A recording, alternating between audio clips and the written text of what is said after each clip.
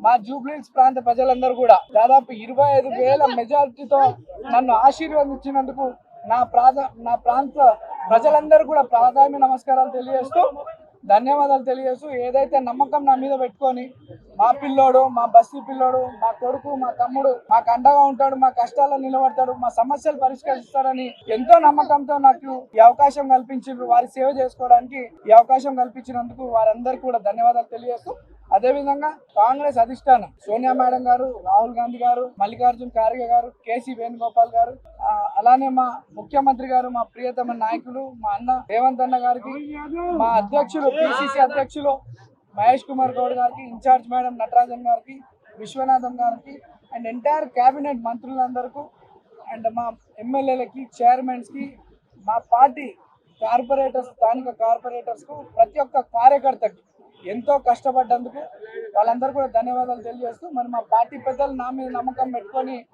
నాకు అవకాశం కల్పించినందుకు మా పార్టీ పెద్దలకు కూడా ధన్యవాదాలు తెలియజేస్తూ ఈరోజు పార్టీ కార్యకర్తలు ఎంటైర్ కాంగ్రెస్ పార్టీ సిస్టమ్ అంతా జూబ్లీహిల్స్లో ఎంతో కష్టపడి కాంగ్రెస్ పార్టీని నన్ను ఇక్కడ గెలిపించుకోవడానికి నిరంతరం కృషి చేసినటువంటి ప్రతి ఒక్క కార్యకర్త నుండి ముఖ్యమంత్రి వారికి, అధిష్టానం అందరూ కూడా ధన్యవాదాలు తెలియజేస్తూ ఏదైతే ప్రజలు నా మీద నమ్మకం పెట్టుకొని ఇక్కడ అభివృద్ధి చెందుతుందని, భవిష్యత్తు బాగుంటుందని నమ్మకంతో ఇచ్చినారో దాదాపు 200 కోట్లతో అభివృద్ధి కార్యక్రమాలు చేపట్టినాం గతంలో.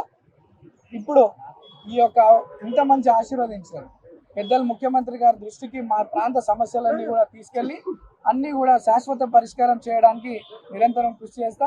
ప్రజల్లో అంటే గతంలో బీఆర్ఎస్ వాళ్ళు గెలిచినప్పుడు కొన్ని కక్షపూత రాజకీయాలు చేస్తుండే, నవీన్ యాదవ్ దగ్గర అటువంటివి ఉండవు.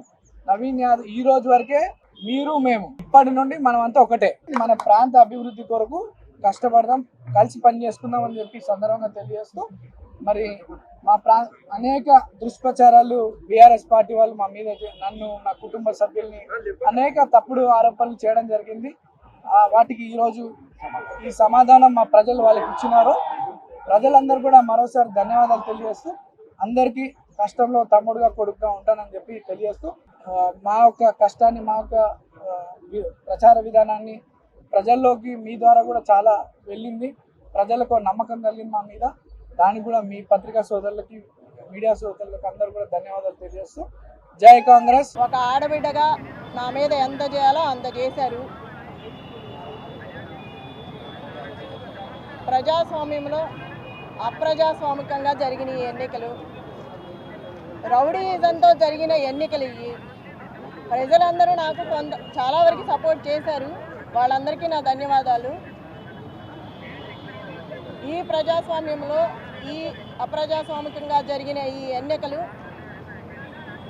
దాని గురించి మనం అనుకోవాల్సిన అవసరం లేదు. మొన్న జరిగిన 11వ తారీఖు అందరూ చూశారు. ప్రతి ఒక్కళ్ళు ఏం జరిగిందో అందరికీ తెలిసి చెప్పాల్సిన అవసరం లేదు. రిగ్గింగ్లు, రౌడీయిజాలు, అదే పైకి వచ్చింది, అదే గెలిచింది. అది ఒక మహిళ మీద. అది ఎంతవరకు న్యాయమో మీరే ఆలోచించాలి. ప్రజలు కూడా ఆలోచించుకోవాలి. అంత భయపెట్టి భయాందోళనకు గురి చేసినా కూడా ఒక్కొక్కరు భయపడతారు, ఒక్కొక్కళ్ళు ధైర్యంగా ఉన్నారు. వాళ్ళు కూడా మనం అనే పని లేదు. వాళ్ళ ఇబ్బందులు వాళ్ళకు ఉంటాయి, వాళ్ళ సమస్యలు వాళ్ళకు ఉంటాయి, తర్వాత ఏంటనేది. కానీ ఇదైతే చెప్పడానికి రానిది, చెప్పనలవి కానిది, అనుకోవడానికి కూడా సిగ్గుగా ఉన్నది. ఇది ఒక మహిళ మీద ఇలా చేయటం, ఎంతమంది వచ్చి ఇంత చేయాల్సిన అవసరం లేదు. ఇంతకుముందు లాస్ట్ ఎలక్షన్ ఎలా జరిగింది, ఈ బై ఎలక్షన్ ఎలా జరిగింది, అన్ని చోట్ల జరిగిన బై ఎలక్షన్స్ ఎలా జరిగినాయి, ఒక రౌడీ రాజ్యంతో జరిగింది ఇది. మీరు అందరు చూసారుగా, ఇంకా చెప్పాల్సిన పనే ఉంది. ఈ రౌడీయిజం చూస్తున్నారు కదా, 3 months నుంచి 4 months నుంచి చూస్తూనే ఉన్నారు. మాట్లాడితే అమ్మాయి మాట్లాడింది అంటారు, నవ్వితే నవ్వింది అంటారు, గట్టిగా మాట్లాడితే ఇవాళ ఎందుకు గట్టిగా మాట్లాడింది అంటారు. మనం రౌడీయిజం మాత్రం రోజు చేయొచ్చు. ఒక కార్యకర్తకి అండగా ఉండాలి కదా. మరి అందరి కార్యకర్తలకి భయపెట్టిన వాళ్ళ దగ్గరికి వెళ్ళి ధైర్యం చెప్పి అండగా నిలబడి కార్యకర్తల కోసం మాట్లాడిన దాన్ని కూడా తప్పుగా తీసుకున్నారు.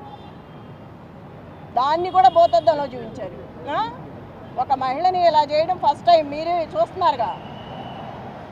ఒక మహిళ మీద ఇలా చేయటం.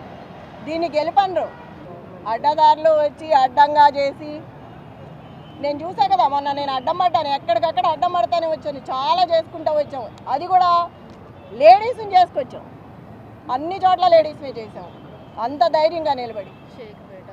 షేక్పేట లలిత గారు, యూసఫ్ కూడా బోర్బండ మొత్తం నేను. నువ్వెక్కడ? షేక్పేట. తన్నారు, రక్తాలు గారేటట్టు గుద్దారు, ఇష్టం వచ్చినట్టు చేశారు. దీన్నైతే గెలుపన్రు. చివరికి నేను చెప్పేది ఏంటంటే, నైతికంగా నేనే గెలిచాను. నా భర్తకు వచ్చిందే వచ్చింది. ఇప్పుడు అక్కడ ఏది ఎంఐఎం 4-5 పార్టీలు నిలబడితేనే నా భర్తకి 16,000 చిల్లర వచ్చింది. ఏ పార్టీ లేకోకుండా మేమిద్దరమే ఉన్నప్పుడు అది వచ్చిందంటే రౌడీయిజంతో వచ్చింది. అది స్వతహాగా తెచ్చుకున్నది కాదు. నైతికంగా నేనే గెలిచాను. రౌడీయిజం గెలిచింది అనేది నాకు సంబంధం లేదు. నేనైతే పని చేసుకుంటూ పోతాను.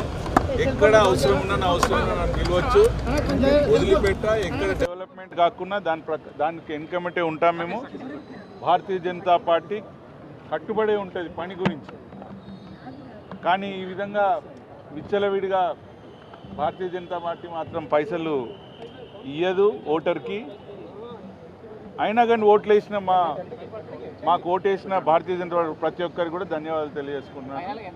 సో ఇంకా తెలియదు కదా, లాస్ట్ ఈ త్రీ రౌండ్స్ ఏవైతే ఉంటాయో అవి మాకు కొంచెం ఫేవర్గా ఉంటాయి ఎప్పుడైనా సరే. శ్రీనగర్ కాలనీ, యూసుఫ్ గూడ అండ్ ఎర్రగడ్డ.